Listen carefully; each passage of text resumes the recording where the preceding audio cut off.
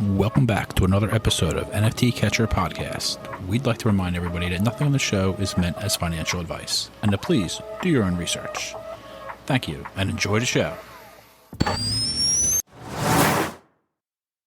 Now the subject is NFTs. They're known as non-fungible tokens, or NFTs. NFTs are exploding in popularity. This is a technology that will forever change the way people interact. So it is happening whether you understand it and like it or not. This phenomenon is moving. The digital. You have now joined Jenny from the blockchain and Michael Keene on the NFT Catcher Podcast. What's up, everyone, and welcome back to another episode of the NFT Catcher Podcast with me, Jenny from the blockchain, and my co-host, Michael Keene. Today's interview, we have Claire Salvo, who is a multidisciplinary artist. I am a huge fan of her work. It's super cool, and I can't wait to dive into her journey on being an artist and also how she got into NFTs. Claire, welcome to the show. Thank you. Thanks for having me. Yes. And Michael, how are you doing? How's your Monday? I'm doing great. It's been a nice day. I'm excited for the interview too. You know, Claire, I never necessarily, like, Jennifer actually introduced me to your work when she started talking about having you on, and it's very cool. You have a great story. I've actually read some articles that were like written about you even 3 years ago. I read the Voyage LA article. So I do my research and I'm really impressed. I was on your TikTok. So there's a lot to talk about. I'm really excited. Thank you. Wow. Okay. Michael definitely went above and beyond here and prepared way more than me, but that's okay. I always like to start out interviews with first finding out how our guests got into NFTs and the Web3 space. So yeah, if you wouldn't mind kind of sharing your journey on how you got into NFTs. Yeah. So I think the first time I heard about them was probably like April or May of 2021. And one of my neighbors and her long-term boyfriend were going to open up an NFT gallery in Venice.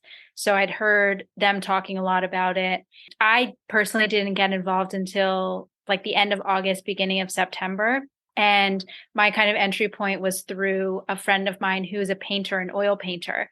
And I think as a physical artist, I had a really hard time understanding the technology and kind of like connecting the dots between what I did and how it could apply or like be successful in the Web3 space. And my friend who's the oil painter really made it make sense for me and helped me just understand platforms like OpenSea and how to open a wallet in MetaMask.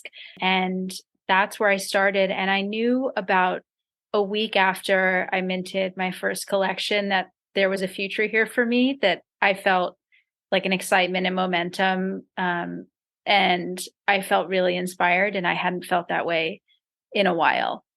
And I've just never looked back. That's amazing. Yeah. And now you're on, so are you mainly on Super Rare? Is that like your preferred platform? Because I saw a lot of your work on Super Rare. And then you have some stuff on Foundation. Yeah, I do. I've been minting using Manifold for probably the last 4 months. So everything on Foundation I've done via Manifold, and most of the things on Super Rare that I've done recently are also through Manifold. But I don't feel like a strong allegiance to one platform over another. I think they kind of serve different purposes for me, and I feel like they have different collector bases. I like different ones for different reasons, but I guess my favorite tool lately is really Manifold. Mm-hmm. And Manifold's amazing. It's definitely really good. That's cool. Yeah, it's made it really easy. And even though I've been in this for over a year, I'm really not a tech person, or like there was quite a steep learning curve for me. And if I can do it on Manifold, really anyone can do it. Yeah. And so Manifold, for people that don't know, because a lot of people have been using it, you can do free mints on it, you can do whatever you want. They allow you to have your own smart contract without coding. I guess, is that the main benefit? Is that how you describe it? There's all kinds of utility. You can do like an open edition. You could do a limited edition, airdrop things to collectors. There's all kinds of applications now within Manifold with like burn mechanics, like you saw Terrell Jones doing. Yep. Yeah. So it's pretty fun. Awesome. We got to have Richard on at some point. We've talked about that before. Yeah, we do have to have Richard. Yeah. And I know even we had some listeners asking about like, how do I mint my NFTs and things like that. And obviously you can do it on like OpenSea's interface and stuff, but it's not as, I don't know. It's a lot more limited, I think. So yeah, Manifold is a good option there. Well, OpenSea's a shared contract, right? Is that the situation? I Do you honestly know, do not Claire? know. Yeah. What? I don't know exactly. I know Manifold is preferable because it's your contract. Right. You That's have, what I've heard people say. right, Yeah, exactly. ownership over it. If anything happens Right. to OpenSea, like your stuff is still going to exist because it's not tied to OpenSea's contract. Yeah. Cool. And then, okay, so I also want to get into your art, which I don't know when it first came across my feed, but I think the first thing I saw from you was like one of your ballpoint pen works, which I didn't realize. I was like, wow, that's a really cool like painting or whatever. Like I didn't really think about what it was. And then when I found out, oh, you literally just use a single ballpoint pen and you're just doing all these tiny little dots and just, oh my gosh, it's insane like how detailed everything is and literally just using a pen. How did you learn how to do that? Like I've never seen anybody doing that before. Was that something that you just self-taught or like learned in school? Like how did you learn about that? I don't have any formal art education or any kind of pedigree really. I took some like art classes outside of high school, growing up at the local art museum and stuff. I didn't study in college. I had very supportive and encouraging parents who, encouraged me to like try different things and put me in some of those classes. But I'm self-taught. I had some amazing art teachers. I obviously can't take all the credit here. I had like really incredible art teachers in elementary, middle, and high school. In terms of the ballpoint, it's actually, the technique is similar to what I would do with a graphite pencil. So I'm really just drawing. For the ink dots, it's called stippling, and I use a different pen for those. And I haven't done that in a long time just because it's incredibly tedious, even more tedious than just like a regular ballpoint drawing, if you can believe it. And the ballpoint started in, I think around October of 2020. And I just was inspired by election materials and that like bright cobalt blue, and had seen some other artists use Bic pens and thought it was such a striking color and it photographed so well and like translated really well digitally. So I started doing portraits with it. And after a couple, I kind of got the hang of it and figured out how to refine the technique. And that by working a little bit bigger, it made a huge difference in terms of how hyper realistically I could render something, because there's just a lot more room for detail when you go bigger. And yeah, so it just kept doing portraits, did a bunch of political portraits, turned them into a deck of cards, and then kind of expanded into like objects. And I don't know which was the one you saw. I had maybe it was the John Lewis one that I did. That was like blue ballpoint. Yeah, I think your pinned tweet right now on like the one on the right side. I think that was the first one. Oh yeah. Yeah, my friend, that's a drawing of my friend Dan. Yeah. Okay. Yeah. Yeah, I saw the cards too. If you guys go to clairesalvo.com or Salvo, sorry, said it wrong. But if you go to her website, you can see like a bunch of her work that she's put on there, and she has these cool prints and like the cards. I'm like, those cards are dope. I'm like, I need to get some of those cards. But yeah, and then even your oil paintings like are insane. And that was the word, hyper realistic. That's like what I was like thinking, like looking for. I'm like hyper realistic. It's like that. Oh my gosh, that's something that I really like, the style of hyper realistic art. And your oil paintings are amazing. You'll just do like, for example, an M&M's package that's been opened up, and you'll just paint it, and it'll literally look exactly like the thing of like an M&M package on the floor, like with the shadows and everything. And what kind of inspired that theme to start? The trash thing was really random. I was on a walk one afternoon and I saw a McDonald's French fry wrapper, or like box, a smushed box on the pavement. And the way the sun was hitting it, it was just like the most beautiful, bright shade of red against this gray pavement. And I literally stopped in my tracks because I was so taken aback by the color and the contrast. And I took a photo of it. And I just came back and painted it. And it did. People just really responded to it.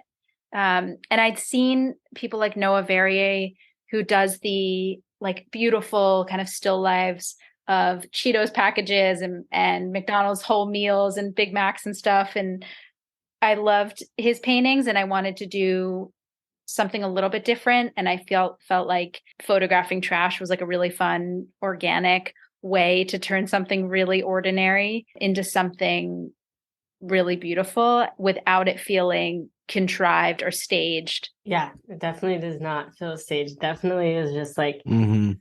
it's just there. It looks so cool. Yeah, there's no shortage of trash in LA. So that's true. You probably see things all the time. You're like, oh, I would love, that one. And, I really do. Like, I'm the weirdo yeah, who is just right. getting out of my car, walking into the store, and like stopping and squatting and taking a picture of trash. Like, People are like, what's that lady doing? Yeah. That's hilarious. You do all kinds of different art then, because like I said, I was on your TikTok, and that's nothing but you take dollar bills and you like paint a little portrait over George Washington's head, right? That's the that's the theme.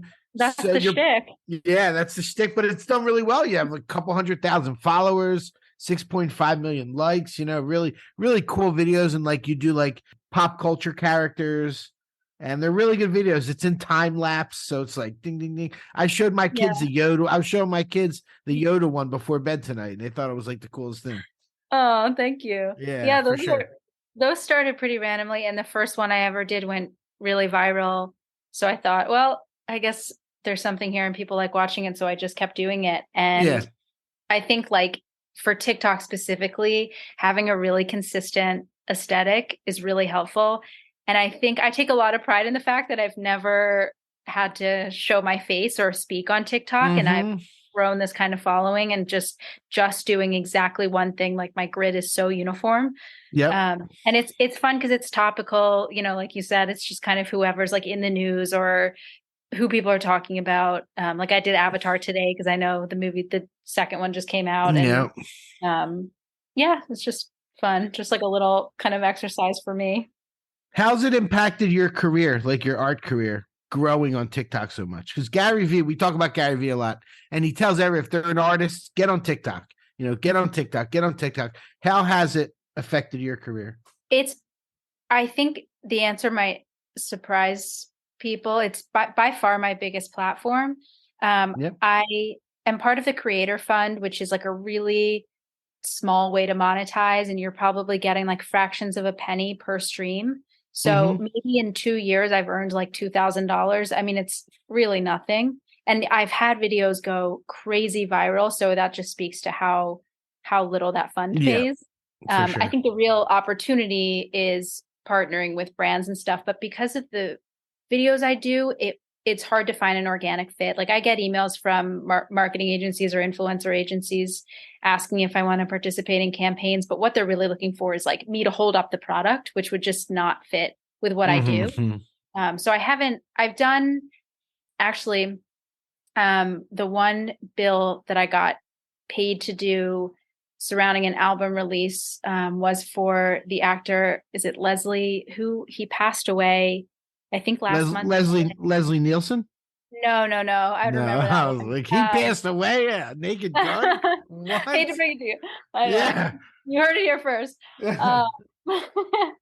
Leslie Jordan. Yeah. And so his team had come to me because he had an album coming out with Dolly Parton, and they wanted to do something. I guess partner with a creator and do something. But other than that, the only other opportunity to come of it.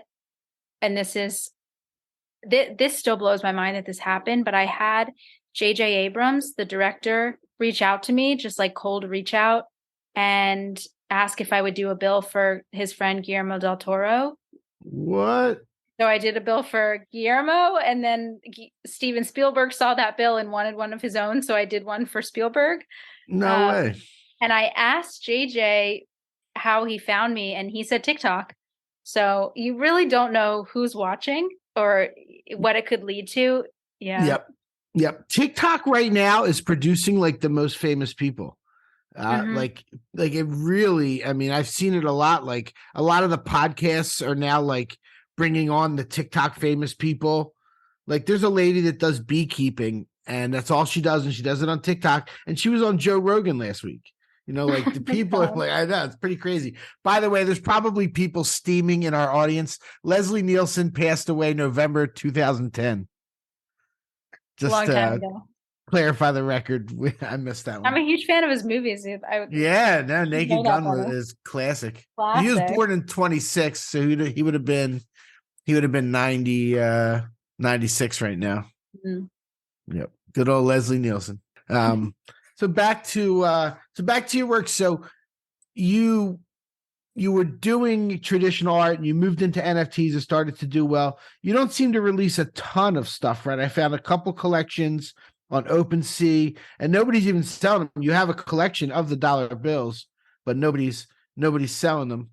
Yeah. Right? So the first collection I ever minted was a bunch of bills I'd painted, and then I've added to that as I've done a lot of bill commissions, and I'll pair the NFT with the physical. So I'll usually upload the NFT to that collection just so they're kind of all in one place. Mm-hmm. I don't mint a ton of work because my work takes a ton of time. Sure. So, and in addition to just the process of creating the piece, I take it to a scanner and have it scanned, and then I have to wait for that to come back to me. And it's just, there are so many parts of the process turning a physical piece into a really, really high quality digital image. So it definitely takes time. And then when something sells, I usually pair, if not the original with it, which I'll have framed and then shipped to someone, like a 1-of-1 print that I've hand embellished or something. I love that. That's cool. Thank you.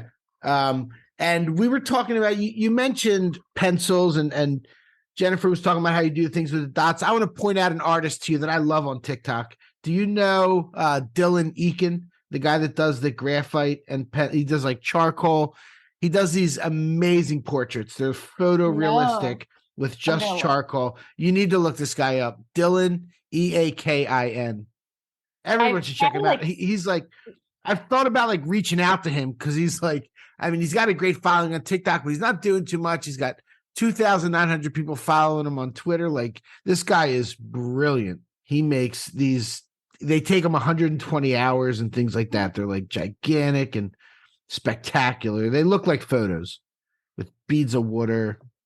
I don't know. I went off topic a little bit, but he came up in my head. Michael's like super into TikTok, He's just... Yeah, I like TikTok. How long, first of all, how long does do the oil paintings on the dollars take? Which I feel like you do those pretty quick. Like, those seem like they don't take that much time, right? Yeah, those take anywhere from maybe like 2 to 4 hours, depending on the subject. Everything's in fast motion, so I'm like, oh, this looks like it takes 10 minutes. Yeah, doodle it up real quick. I know. No, it's hours. I'm like, okay. And I do it in one sitting. So it's pretty intense and very focused. And like, I usually can't do more than 2 in a day because I'm just spent. Yeah.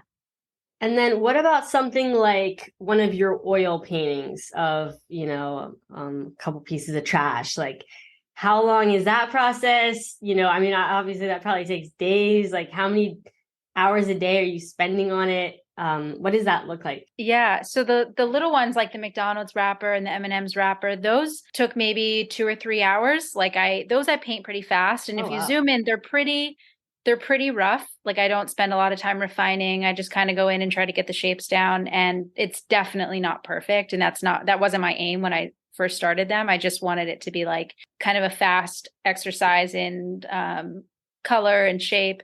And I'm working on a bigger piece now with like, I just painted a box of Camel cigarettes and a Slim Jim and an oldie. And those I'm like really going in and refining the details and taking my time.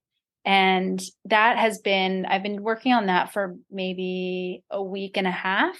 And I've had to let things dry so I can go in and add details on top, and oil takes a while to dry. So that adds to the time. But yeah, I would say for something like medium size, that's really realistic with a lot of detail, like 1 to 2 full solid days of work. Wow.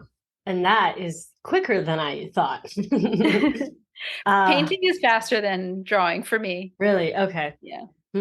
That is interesting. And then what about the ballpoint pen works? Like, how long is that? Like maybe the one that we were talking about, the example of your friend Daniel that you drew.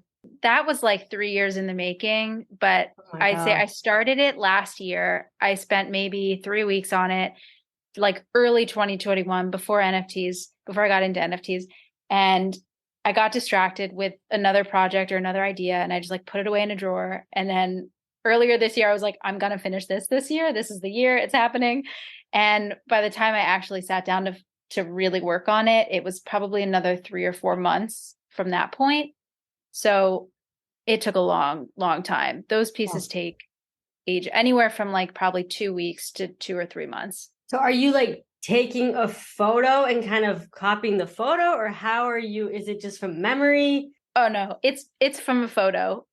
I'd say I can't speak for all artists who work in hyperrealism, but I suspect 98% of us work from a photo or from life. Like there's something in front of us that we're looking at, unless somebody has an insane memory. I personally don't. Yeah. Everyone has some type of that obviously that makes the most sense. Wow. Okay. It's so interesting, man. And so how long have you been an artist? Because I know you said you didn't go to school, but you're like self-taught. Was it after high school? I guess you said you did some art throughout school as well. And when did it become like a serious thing where you're like, okay, I'm full-time artist? Yeah. So I grew up drawing, painting, kind of exploring the arts. And then when I went to college, I decided to major in communications, and just like, I think I took one art class in my 4 years of college because I just didn't have room in my schedule for many electives if I was going to graduate on time.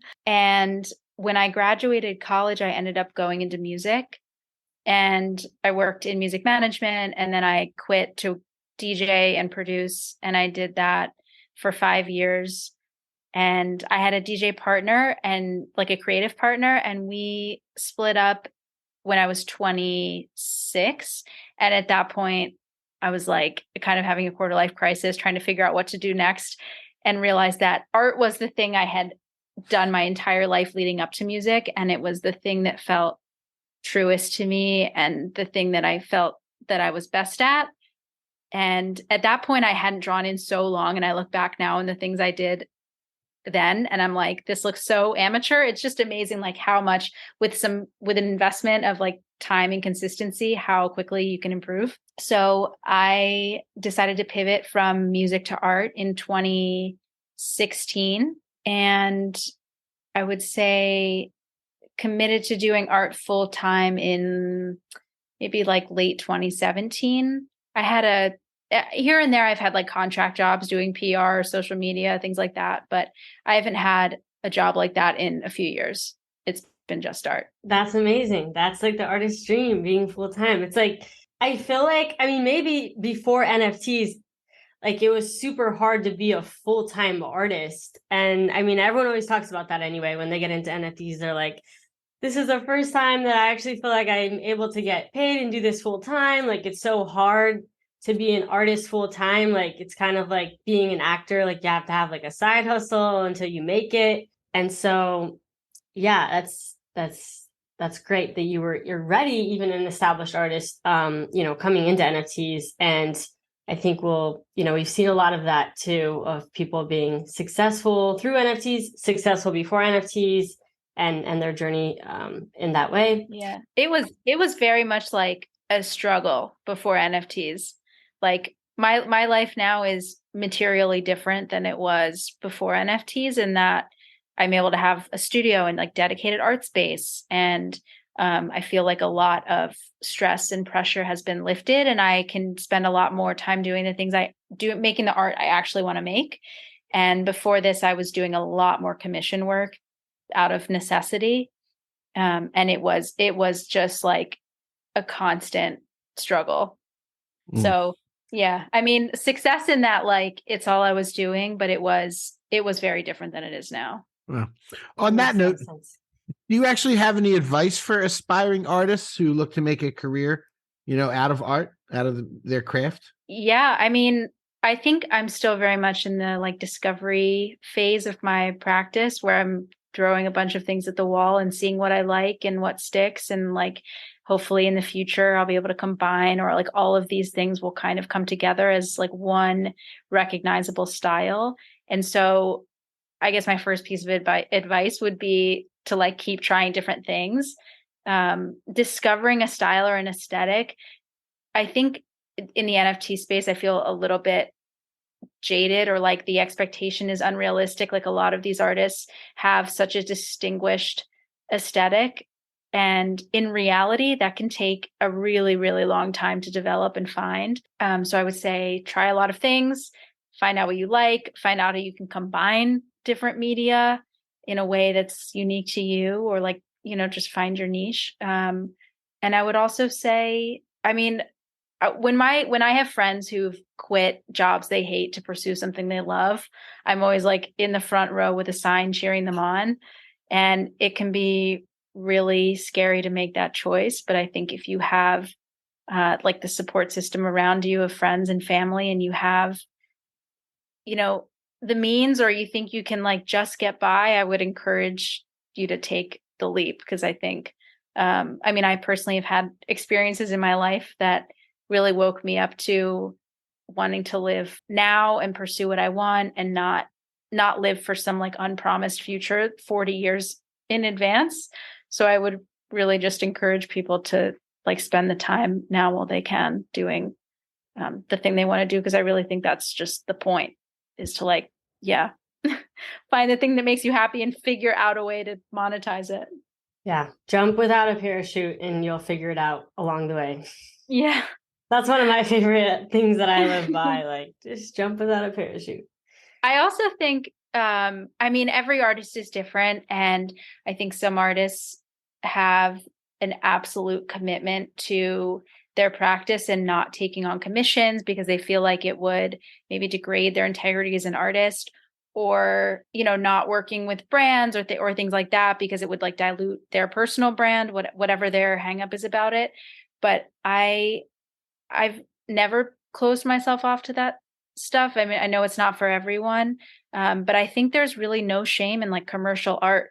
And if an opportunity comes your way, I would say encourage people to take it and see where it leads them. And you just don't know, what one door is going to lead to. That's good advice. Totally. And I think a lot of creatives feel like that as well and resonate with that of like, I think a lot of people that are very creative, they like are risk takers and also feel like they want to keep their integrity of like, oh, I want to do my things my way and I don't want to have to conform to how someone else wants me to do stuff. And so, and I also totally relate to that of like not wanting to dilute the brand, but also like, hey, you never know where opportunities will take you. And, you have to say yes sometimes and, try out different things. Yeah. And for me, it's like, I would rather have a paid art opportunity that maybe is not directly in line with my aesthetic or what I hope to be doing than feel like I'm in a position where I have to take on, part or full-time work. That's me personally. Not everyone obviously feels that way. Some people I think don't mind that division of like, this is what I do during the day and it pays my bills. And then I come home and I make art just for me. And I'm completely true to myself and I'm making things that feel like an expression of my life experience.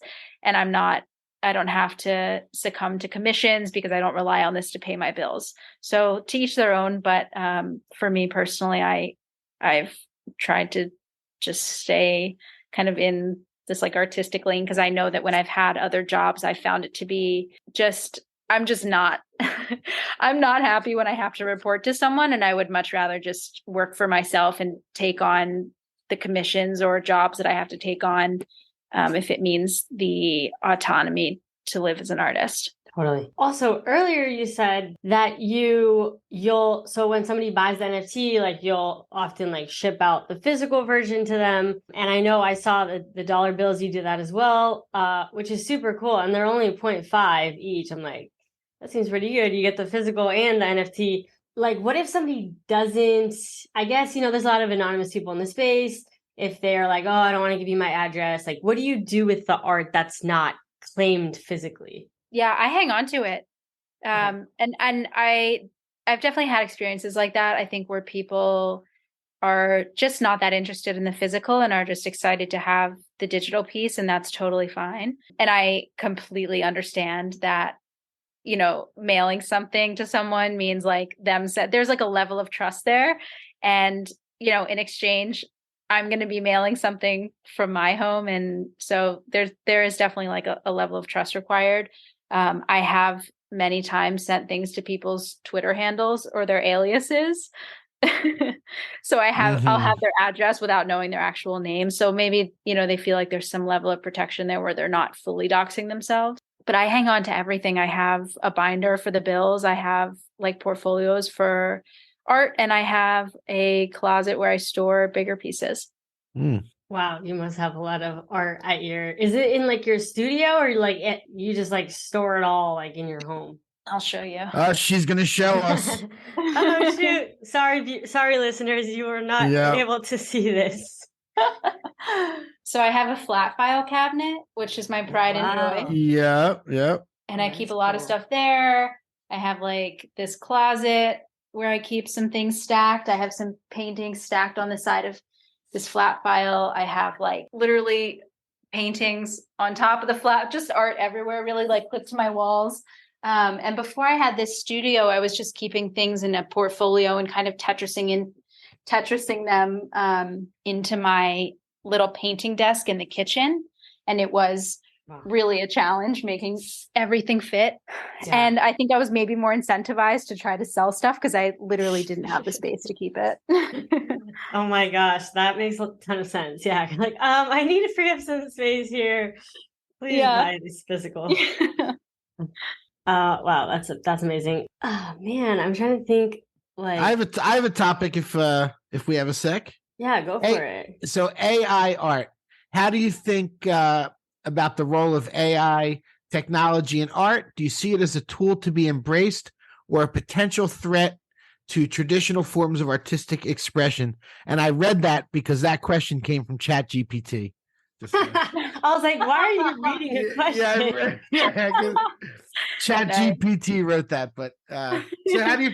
I'm all about AI. I think there's no stopping it. It's like I say, so it's just I love it. Yeah. I think it's so much fun. I'm not an artist, so I can play with Midjourney a little bit and Stable Diffusion and all that. So, what is your thought? I mean, in some ways, I think it's like adapt or die, right? Like get on board or good luck. But I've like dabbled with Dolly a little bit. I have friends who use it. I think I personally don't feel threatened by it at all. And maybe I'm going to be eating my words in 20 years. I guess time will tell. But I think there will always be people who appreciate physical art. And you could generate something using AI and print it, and it's just not going to be the same as like a hand-painted portrait. I don't think it will really ever be the same, quite frankly, especially knowing the artist behind it, the artist's story, their experience, the time and labor and like sweat equity that went into that piece. Like that just can't be replicated in the same way. I think the bit of it that's problematic for me, and I've seen this come up a few times lately, is when artists' work is directly referenced or used to generate responses and they don't consent, they're not notified, they're not compensated, like none of that. That's pretty problematic. I think in terms of AI artists, I would love to understand more of the process. I think I would appreciate AI art a lot more when people are turning it around and selling it, not just, someone generating something in Midjourney just to like see what it comes out as, but there is like a crop of AI artists who are selling work on Super Rare and Foundation. And I love seeing people's process. So I would just love to know. And I know that there's like, maybe that's completely proprietary and they will never share their process, but beyond a prompt, I would just love to know what's going into the art. I think that would really give me like a much greater appreciation for it personally. I feel the same way about physical art and digital art. I just love seeing people's process and like understanding how a piece was made. That's just my curious brain. I think some artists don't like sharing that because they feel like it's private or like maybe they feel like somebody's going to copy it. But I'm like always on a quest to figure out how things are made. Mm-hmm. That's an interesting point. Yeah, like I could see people putting out like, it took me 100 different prompt commands to get the art to where I want it to be, because you could like, change this, change that, change this, change that, and keep updating it. That would be interesting to see how people do it, how long it takes. Do you know your namesake, Claire Silver? Are you familiar? Oh yeah, I actually, yeah, we met. Cool. We met cool. this year in Cool. Miami, and I was like, she tapped me on the shoulder, and I was sitting next to Vinny Hager, and he was like, Claire, this is Claire Silver, and I was like, what? Oh yeah, nice. Yeah, it was a moment. Cool, that's funny. Yeah, she does some good stuff. I'm a big fan. Yeah, for sure. Yeah, I would love to know more about her process. She's so smart and articulate. Just in the things she says on Twitter, and that was definitely apparent in person too. Cool. But yeah, I would love to know more about her process. Nice. That's cool that you met her, because I think she's like, isn't she like completely anonymous basically? Unless anonymous. I guess unless you know her. Yeah, because I'm like, what? You saw her? That's interesting. Does she have pink hair? I can't say. She didn't swear me to secrecy, but out of respect, blink twice if twice if her hair is pink. Yeah, short and pink hair. No, but yeah, I think I personally doubt that she does look like how she portrays herself online, because I feel like that's like you kind of come up with a persona. I don't know. That's what I envision. I just imagine that she's come up with this persona of like, this is my online identity, and this is how like I look online, and I want others to perceive me, which I think is really cool. But yeah, I don't know. It's like sometimes you like the mystery of not knowing what someone looks like, or like, and you'll see those people like doxing, and you're like, oh, I kind of like wish that I didn't know what they look like. Like I am honestly sometimes like that, because I'm like, I don't know. It's just it's just different when you think of someone as like a JPEG or someone that just looks like a certain or sometimes you just have like a full picture idea of someone based on the voice that they speak with on Twitter or on another platform. And then when you see the picture, when they dox themselves, there's just like such cognitive dissonance between what you had imagined versus reality. Mm-hmm. Yeah, that's true. I definitely never wanted to be anonymous for that reason. I'm like, I don't want people to think I'm a certain way, and then they're like disappointed. I'm just going to come out and be like, this is me, so that people know. And, it's not like, what? That's what you look like? Okay. Michael, any more questions? The last question I have, I typically like to let our guests talk about any other artists or any projects that they really like, that they'd like people to check out, or anything you think's really cool coming up or already dropped, whatever it is. I recently became part of the Me Collective, and we do group drops once a month, and Terrell is in it, and so is Roswell's in it. Omente Hovem, is that how you say it? OMENTEJOVEM.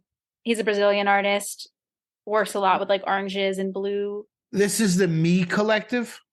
M-E? Yeah, M-I, making it. M-I, okay. Oh, M-I. Cool. Yeah. And that's been really fun. We have a group chat on Twitter, and we always share what we're working on, and you see like works in progress before, they're shared. Who else? I follow a ton of, this is like outside of Web3, but I follow a ton of artists on Instagram who I love. I'm going into my archive right now so I can rattle off some names. I want to make sure we can find it too. I'm having a bit of a hard time finding it on Twitter. The Making It? Yeah. Okay, their Twitter handle is Making It 24/7. Got it. Yep. Perfect. Yeah. And a couple of the artists that I've been loving lately on Instagram would be, there's an artist called Dredsky. It's DREDSKE 88. He's a painter, and he does figurative work. He just has this amazing style that's kind of a blend between like street art and realism. And he uses like really bright, bold colors, and his work is beautiful. Let's see. F. Dot is a good friend of mine. I know F. Dot. Yep. Yeah, he's awesome. We were friends for a while online, and we met for the first time at the dinner in Miami where I met Claire. Oh, and I love his work. He's got such a recognizable aesthetic, and he's always kind of trying new things in terms of like releases and mechanics. And he also is a predominantly physical artist. So I love watching the things he does, like drawing on skate decks, and he does mural work and things that I like aspire to do one day. Yeah, I'm actually that leads me to my last question, which is what is in store in the future for you, Claire? What do you think about when you're thinking about like, you know, maybe something new that you're venturing off to, or just things that you want to perfect? Yeah, what are some of those artist goals that you have? Great question. I've always wanted to take an oil painting class because I think you can get pretty far being self-taught in drawing, but with oil painting, there's so many different mediums and techniques and things that I just don't know. There's so much I don't know about oil painting, and I think I know how to do what I do, but I don't know how to do anything else. And I see a lot of oil paintings that I love, and I don't understand how they achieved that specific like texture or, you know, color or look or effect or something. And so I would love to take a formal oil painting class and just learn properly how to do it. Because sometimes I'll have an idea in my head and I don't quite know how to execute it in the way that I want. And I think that would really help with that. Yeah, I've been on quite a painting kick. And I think the art that I'm going to make in the next couple of months is probably going to continue to play off nostalgia and trash. And I'm just like really having fun going down that rabbit hole.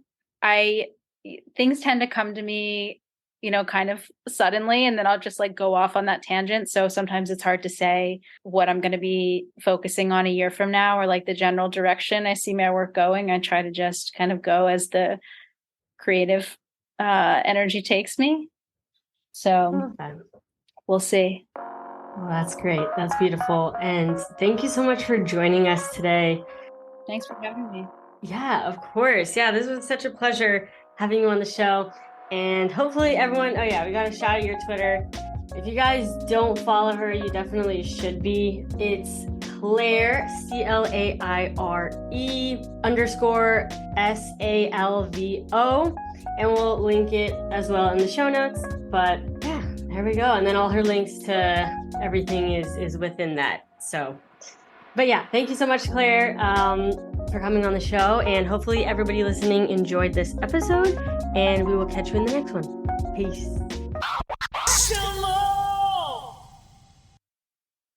Thank you for tuning in to the NFT Catcher podcast. We hope you enjoyed today's episode and learned something new about the exciting world of NFTs. If you enjoyed today's episode, please take a moment to subscribe to our podcast on Apple, Spotify, or wherever you listen to your podcasts. And if you really love what you're hearing, please leave us a rating and review on your favorite platform. If you want to stay up to date with the latest news and insights from the NFT space, be sure to follow us on all the socials at NFT Catcher Pod. You can follow Jennifer at Jennifer_pseudo and Michael at NFTicket. I'm your producer, Andy, and I'm at AJC254. Our theme song's by It's Just Los. We always appreciate your feedback and support, which helps us reach more people and bring you informative and engaging content about NFTs. We look forward to bringing you more great NFT content in future episodes. Thanks for listening. Peace.